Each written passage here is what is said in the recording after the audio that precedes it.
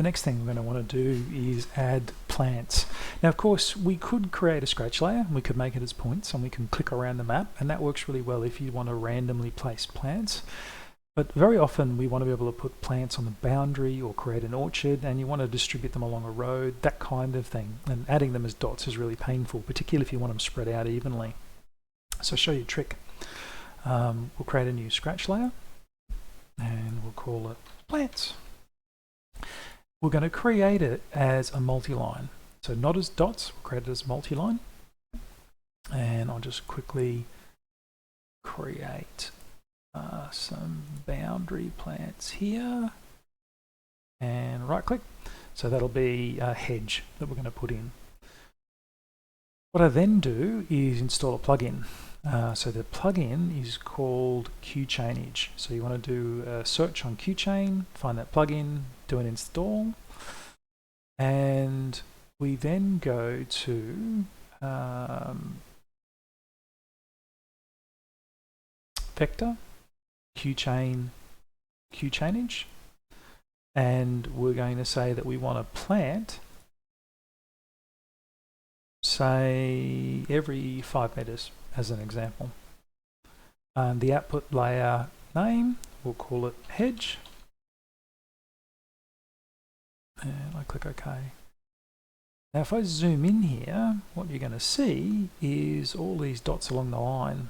What's really cool is I can come in here and I can change the diameter to be something like what the plants are going to be.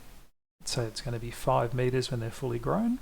You get this representation of what it's actually going to look like. And what's terrific is you could say, if you're doing this for somebody else, you could do one, year 1, year 2, year 3, year 5, and so on, and change the diameter of these, and you get a really good impression of what it will look like over time. Now, one trick I did find with qchainage, so I will show you this, is when you want to make this layer permanent. So at the moment it's a scratch layer, so if we save, it'll be gone. So we're going to click on it, right click, and then we're going to say make permanent. If you just try and save this, you're going to get an error. So I'll show you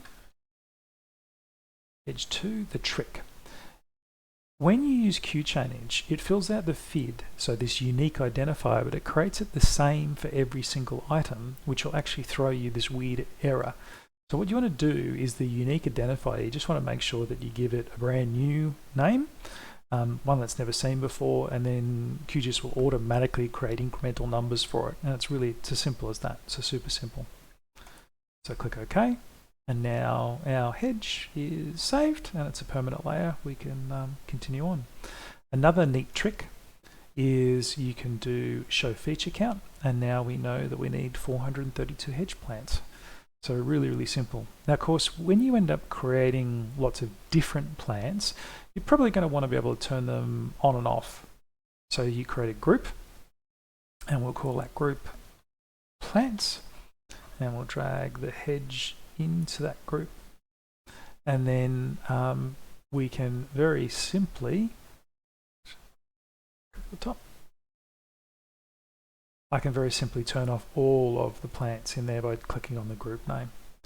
So there you go. Oh, and of course, if you want to add single dot plants in, we'd just create a scratch layer, and the scratch layer would simply be points, and then you would add them in. Simple as that.